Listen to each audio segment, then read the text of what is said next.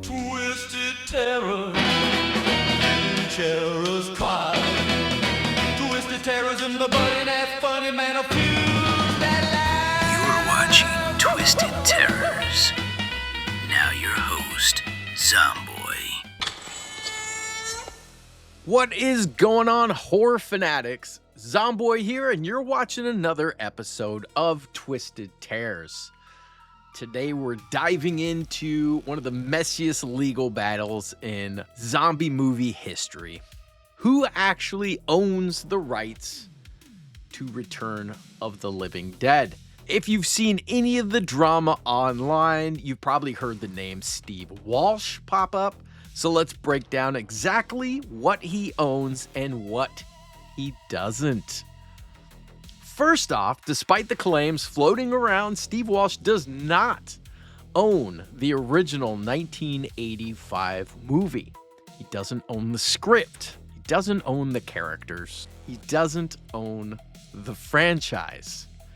A judge confirmed the chain of title belongs to MGM, not Wolsh, not Return of the Living Dead Media, which is Wolsh's business, not anyone else. So what does Wolsh own? Here's the twist. The rights are shockingly tiny. He owns specific trademark categories, mostly tied to cosmetics and face paint.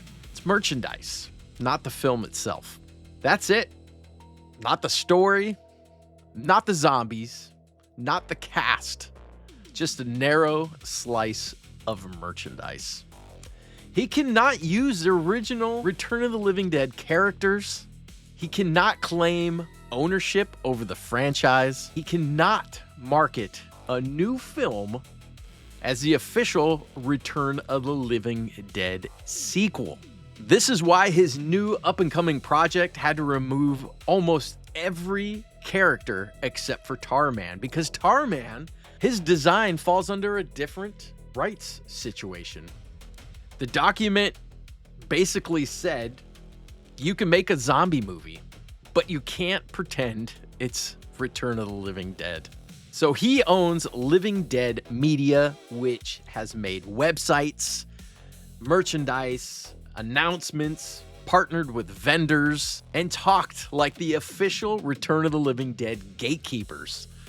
And because no one publicly contradicted him for years, people assumed he was legit. I mean, I did. Perception became reality till the courts stepped in, which was technically his bad because he was trying to shut down the Return of the Living Dead originals, which is the original cast members. So the Return of the Living Dead original LLC consists of Beverly Randolph, who's Tina, Tom Matthews, who plays Freddy, John Philbin, who plays Chuck, Drew Dean, who plays Paramedic Number 1, Miguel Nunez, who plays Spider, and of course, Linnea Quigley, who played Trash. And he basically took them to court because Linnea Quigley was doing her own movie project called Trash's Revenge. And then also they wanted some kickback. He's been selling merch like crazy and advertising for a new Return of the Living Dead. And he's been using their likenesses. And they said, hey, we want some money here. And he said, I don't owe you anything. I own everything and you own nothing. So they went to court. This is the sneaky part. Wolsh often used broad language like, we own the Return of the Living Dead brand.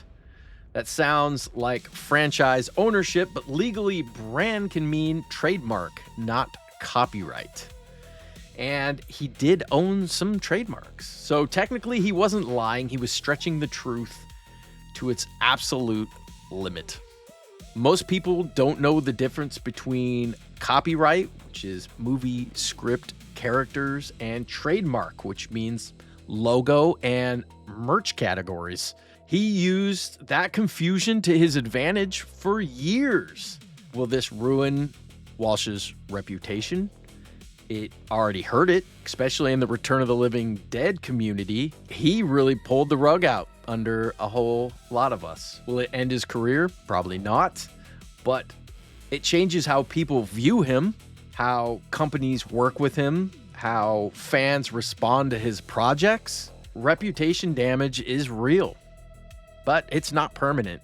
So I don't know if this is going to be forever damning to his being the producer and director of movies, or if people are going to forgive him in the future, especially me being such a big Return of the Living Dead fan. He really used a lot of companies. You know, he used Kickstarter, which a lot of people put money in, like NECA, Trick or Treat Studios, Super 7, Funko, Super Cool Collective. All these companies have been paying Wolsh to be able to sell merch, and they paid him, thinking he was the legal owner of Return of the Living Dead, when he's not. That money should have been going to MGM. And unfortunately, the way the law works is he doesn't have to refund that money to all those companies. Now, they can choose to sue him under him lying to everybody. That money's long gone. He burned a lot of companies out there, a lot of fans. To me, I don't know if that's forgivable. So it's really too bad. I saw that teaser years ago, and it got me a little excited, even though Steve Wolsh, his last couple movies were terrible. So that being said, I knew there was a chance he was going to bomb this. He can't make a Return of the Living Dead movie. He doesn't have the rights. It's not going to happen. People have been telling me on my channel for the last year, this movie's not going to come out. And I keep on telling them, they just keep on bumping it further and further. It's really too bad. And then as soon as I heard this legal thing going on, I was like, uh-oh, this should get a little interesting. And boy, did it. But I think it's right for the Return of the Living Dead original LLC. They were being affected by this a lot. And I think he could have got away with this if he wouldn't have taken them to court. I mean, he was pushing this to the limit. He was able to get this a lot further than it should have. So shame on you, Steve Wolsh. The fans are upset, especially the Return of the Living Dead fans, but horror fans in general. Fool us once, shame on you. Fool us twice, shame on me.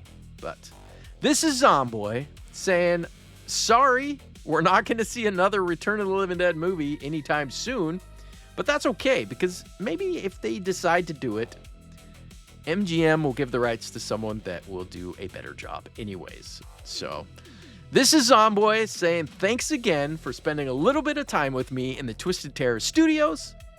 Keep it scary, and I'll see you on the next one. Bye.